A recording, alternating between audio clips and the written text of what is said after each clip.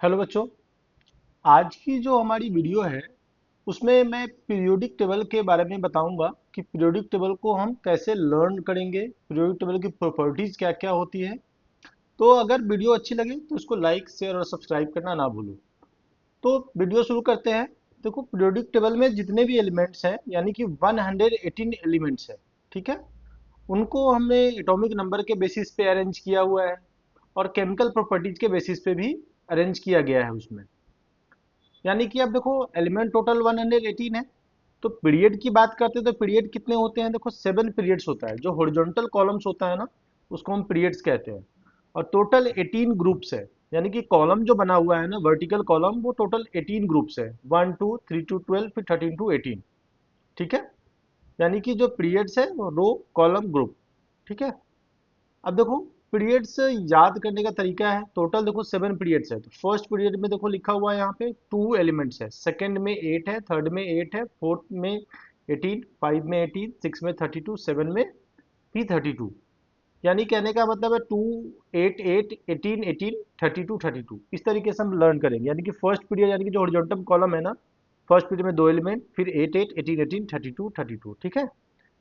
और देखो, सबसे बड़ी बात क्या है, जो एटॉमिक नंबर होता है ना, जब हम when we move from left to right in a periods, तो देन एटॉमिक नंबर इंक्रीजेज। यानी कि जो हॉरिजॉन्टल कॉलम है उसमें एटॉमिक नंबर इंक्रीज होता है। अब ग्रुप की बात करते हैं तो ग्रुप में देखो, ग्रुप में जितने भी ग्रुप्स हैं, अगर सेम ग्रुप में जितने भी इलेक्ट्रॉन एटम होगा उसका वैलेंस इलेक्ट्रॉन सेम होगा। यानी कि यहाँ पे लिखा हुआ सेम वैलेंस इलेक्ट्रॉन, जैसे फर्स्ट ग्रुप में जितने भी एलिमेंट्स हैं उनका वैलेंस इलेक्ट्रॉन सेम होगा, सिमिलर प्रॉपर्टीज होगी। जैसे ग्रुप वन देखो, ग्रुप में क्या है, ग्रुप वन को अल्कली मेटल कहते हैं। ठीक है। अल्कली इसलिए बोलते हैं क्योंकि ये बेस बनाता है। ग्रुप टू में क्या, अल्कली अर्थ मेटल है, ये भी बेस बनाएगा लेकिन अर्थ के क्रस्ट में पाया जाता है। ग्रुप 17 को हेलोजन एटम्स बोलते हैं क्योंकि इसमें फ्लोरीन, क्लोरीन, ब्रोमीन, आयोडीन आ जाता है। ग्रुप 18 में नोबल गैसेज है, यानी कि हीलियम, नियन, आर्गन, क्रिप्टन, जेनन, रेडॉन, ये सारे आ जाते हैं। यानी कि ये रिएक्ट अनरिएक्टिव गैस होता है, किसी के साथ रिएक्ट नहीं करता है।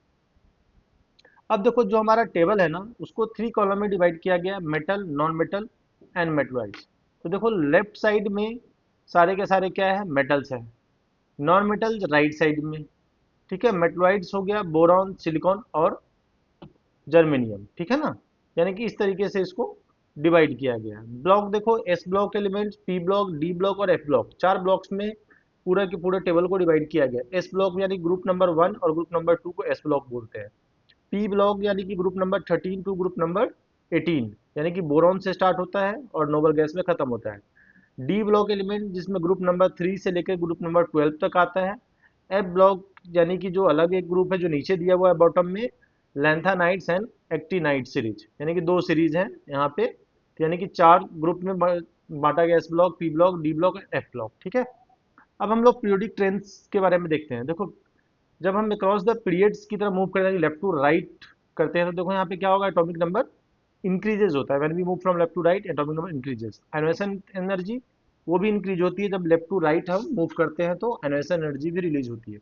एनोएसन एनर्जी यानी कि amounts of energy to convert into cation, यानी कि उसमें बढ़ता चला जाएगा। इलेक्ट्रोनेगेटिविटी देखो, इलेक्ट्रोनेगेटिविटी भी इंक्रीज होगी जब लेफ्ट टू राइट जाएंगे ना, तो क्योंकि देखो राइट साइड में सारे के सारे नॉन मेटल है, तो इलेक्ट्रोनेगेटिविटी भी हमारी इंक्रीज होती जाती है। एटॉमिक रेडियस डिक्रीज होता जाता है लेफ्ट टू राइट जाएंगे तो पीरियड्स में। रीजन क्या होता है, एटॉमिक नंबर इंक्रीज होगा, तो एटॉमिक नंबर इंक्रीज होने से क्या होगा, इलेक्ट्रॉन और प्रोटॉन दोनों इंक्रीज होगा। तो प्रोटॉन तो न्यूक्लियस पे होगा, तो प्रोटॉन बढ़ेगा तो इलेक्ट्रॉन्स को अपनी तरफ खींचेगा, खींचेगा तो साइज डिक्रीज हो जाएगा। तो यानी कि देखो, पीरियड्स में एटॉमिक नंबर इंक्रीज होगा, एनर्जी एनर्जी इंक्रीज होगी, इलेक्ट्रोनेगेटिविटी इंक्रीज होगी, बट एटॉमिक रेडियस डिक्रीज होगा। ठीक है।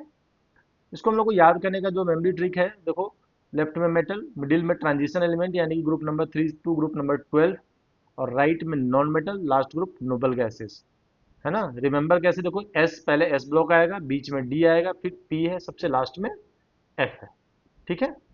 नीट और जेई में काफ़ी इसका इंपॉर्टेंस है, काफ़ी क्वेश्चन से पूछे जाता है।